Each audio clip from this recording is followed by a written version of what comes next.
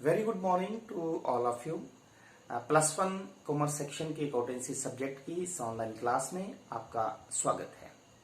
Today we will discuss accounting equation, लेखांकन समीकरण। इस वीडियो के बाद आप ये जान पाएंगे कि लेखांकन समीकरण क्या होता है। अकाउंटिंग इक्वेशन, लेखांकन समीकरण एक ऐसा समीकरण होता है जो किसी भी व्यवसाय की संपत्तियों, दायित्व और पूंजी के मध्य जो है वो संख्यात्मक संबंध को दर्शाता है।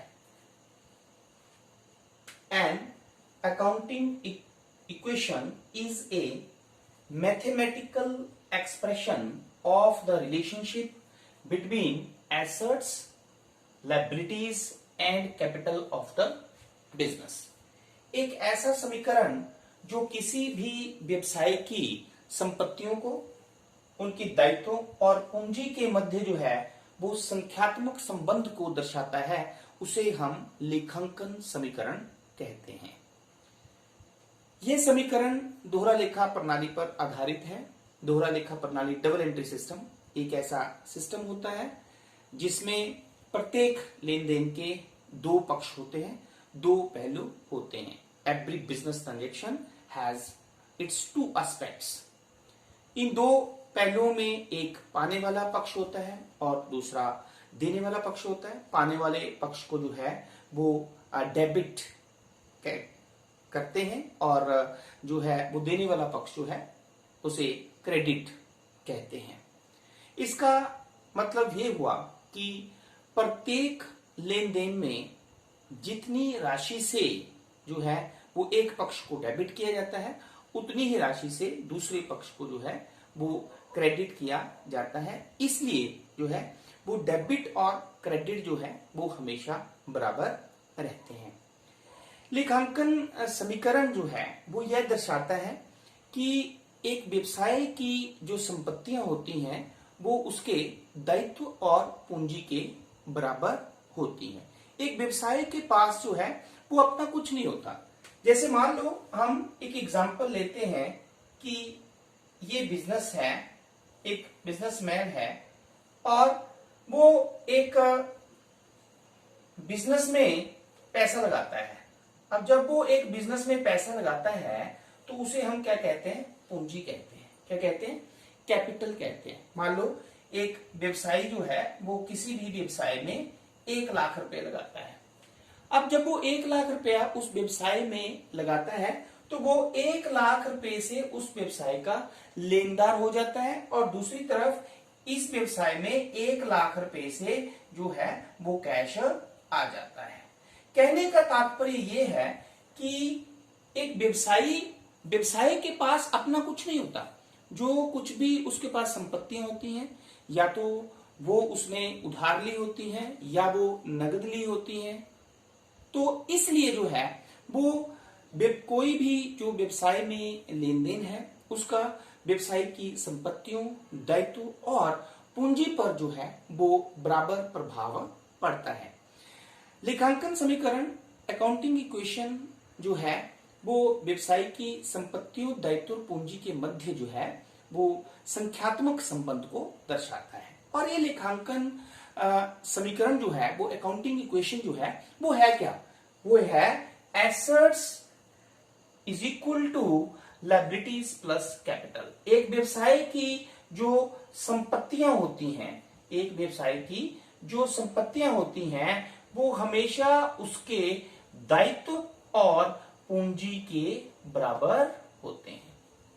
इसका मतलब यह हुआ कि व्यवसाय में जो कोई भी लेन देन होगा उससे संपत्तियां, दायित्व और पूंजी पर इक्वल इफेक्ट पड़ेगा, बराबर प्रभाव पड़ेगा और प्रत्येक लेन देन के बाद ये जो है वो व्यवसाय की संपत्तियां, उसके दायित्व और पूंजी के हमेशा बराबर ही रहेंगी। अब व्यवसाय की संपत्तियां, हमने पहले भी पढ़ा है कि संपत्तियां क्या होती हैं? वे मूल्यवान वस्तुएं होती हैं जो किसी भी व्यवसाय को चलाने में सहायक होती है। जैसे हमने मुख्यतः पढ़ा है कि दो तरह की मुख्य तौर पर संपत्तियां जो होती हैं, स्थायी संपत्तियां और चालू संपत्तियां। स्थायी संपत्तियां ऐसे होती हैं जो व्यवसाय को लंबे समय तक चलाने के लिए खरीदी जाती हैं, जैसे प्लांट एंड मशीनरी हुआ लैंड एंड बिल्डिंग हुआ, फर्नीचर एंड फिटिंग हुआ, इन्वेस्टमेंट हुआ। क्लियर, ये स्थायी संपत्तियां हुई। और चालू संपत्तियां जो किसी भी व्यवसाय में 1 वर्ष के भीतर जो है वो रोकड़ में परिवर्तित करने के लिए, या जिसे आप कह सकते हैं पुनः जो है वो बेचने के लिए जो खरीदी जाती है, उन्हें हम चालू संपत्तियां कहते हैं, जिनके अंतर्गत कैश इन हैंड है या कैश एट बैंक है, डेटर जिसे देनदार कहते हैं, स्टॉक माल हुआ, बिल रिसीवेबल हुआ, ये हमारे पास एक व्यवसाय की संपत्तियां होती है। तो ये जो व्यवसाय की संपत्तियां हैं वो हमेशा किसके बराबर होंगी? दायित्व और पूंजी के बराबर। तो दायित्व, liabilities is the amount which are payable to outsiders, others. दायित्व, किसी भी व्यवसाय की दायित्व वे राशि होती है तो दूसरों को उसने देनी होती है, उसे दायित्व कहते हैं। जिसके अंतर्गत हमारे पास जैसे लोन लिया है व्यवसाय ने, तो पैसा जो है वो वापिस करना है, तो उसे हम दायित्व कहेंगे। क्रेडिटर, जिसे हम लेनदार कहते हैं, जिनसे उधार माल खरीदा जाता है उन्हें लेनदार कहते हैं। The person from whom goods are purchased on credit, उन्हें लेनदार कहते हैं, मतलब पैसे देने हैं उनको, तो ये दायित्व हुआ। हाँ, बिल्स पेबल, ये भी क्रेडिट परचेज के केस में जिनके अगेंस्ट हमें पैसा देना है वो बिल्स। बैंक ओवरड्राफ्ट, ठीक है, जितने बैंक में हमारे पास पैसे हैं अगर हमने उससे ज्यादा विड्रॉ किए हैं तो उसे हम बैंक ओवरड्राफ्ट, मतलब हमारी देनदारी है, वो दायित्व है। आउटस्टैंडिंग एक्सपेंसेस, ऐसे एक्सपेंसेस अद्यत व्यय जिन्हें हम कहते हैं जिनका हमने अभी भुगतान नहीं किया है। प्लस पूंजी, कैपिटल, जो कि आपको पता है कि capital is the amount which is invested by the proprietor to start the business. पूंजी वह राशि होती है जो व्यवसाय के स्वामी द्वारा जो है वो व्यवसाय को चलाने के लिए लगाई जाती है। तो लेखांकन समीकरण हमें ये दर्शाता है, ये बताता है कि एक व्यवसाय की जो संपत्तियां हैं वो हमेशा उसके दायित्व और पूंजी के बराबर ही होंगी। इसका मतलब ये हुआ कि कोई भी लेन देन हम लेते हैं व्यवसाय में, अगर उस लेन देन से कोई संपत्ति अगर बढ़ती है तो दूसरी तरफ क्या होगा? या तो संपत्ति कम होगी या जो है वो दायित्व बढ़ जाएंगे या पूंजी बढ़ जाएगी, मतलब इक्वल इफेक्ट जो है वो बढ़ेगा।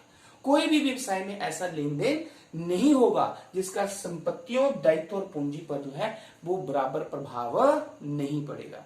इसलिए जो है वो हमेशा व्यवसाय की संपत्तियां जो है वो उसकी दायित्व और पूंजी के बराबर ही होगी। तो लेखांकन समीकरण के पीछे धारणा यही है कि एक व्यवसाय के पास अपना तो कुछ नहीं है। अगर कोई व्यवसाय जो है वो मशीनरी खरीदता है मान लो, तो मशीनरी तो व्यवसाय में आ जाती है, जैसे मशीनरी व्यवसाय में आ जाती है, लेकिन दूसरी तरफ क्या होगा? दूसरी तरफ क्या होगा? या तो वो उसने मशीनरी उधार खरीदी होगी या नगद खरीदी होगी। तो अगर नगद खरीदी होगी तो कैश कम हो गया होगा, और अगर उधार खरीदी होगी तो क्रेडिटर, लेनदार बढ़ गए होंगे। ठीक है, तो मतलब कहने का ये हुआ कि लेखांकन समीकरण के अनुसार प्रत्येक व्यवसाय की जो संपत्तियां होती हैं वो उसके दायित्व और पूंजी के बराबर ही होती हैं। अब इस इक्वेशन को हम जो है वो अन्य तरीकों से भी लिख सकते हैं, जैसे आपके पास लिखा है assets is equal to liabilities plus capital.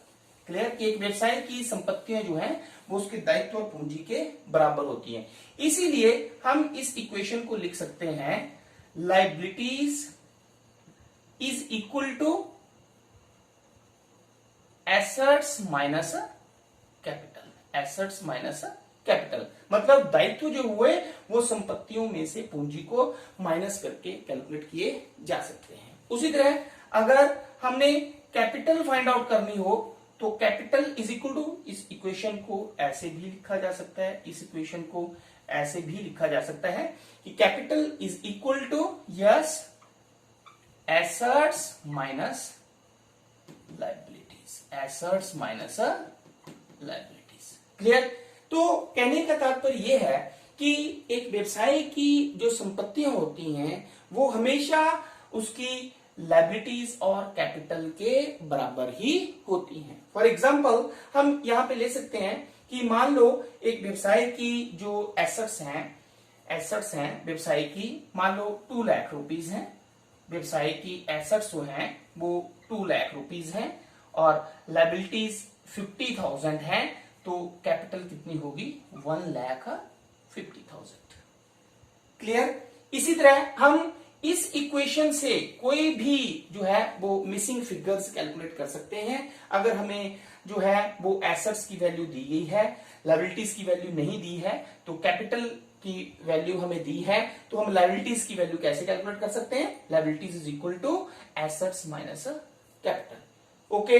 इसी तरह हमारे पास एसेट्स की वैल्यू दी है और लायबिलिटीज की वैल्यू दी है और कैपिटल की वैल्यू नहीं दी है, पूंजी की राशि हमें नहीं दी है, तो पूंजी कैपिटल हम कैसे निकाल सकते हैं? कैपिटल जो है is equal to assets minus liability. हमेशा जो है वो एक व्यवसाय की संपत्तियां जो हैं वो उसके दायित्व और पूंजी के दायित्व और पूंजी के हमेशा जो है वो बराबर ही होगी। तो आप देख सकते हैं कि अकाउंटिंग इक्वेशन जो है वो एक ऐसी इक्वेशन है जो किसी भी व्यवसाय की संपत्तियों, दायित्व और पूंजी के मध्य जो है वो क्वांटिटेटिव रिलेशनशिप को एक्सप्रेस करती है। It is a statement which express the quantitative relationship between the assets, liabilities and capital. तो आई होप इस वीडियो के माध्यम से आपको अकाउंटिंग इक्वेशन क्या है इसके बारे में जानकारी प्राप्त हुई होगी। Thank you very much.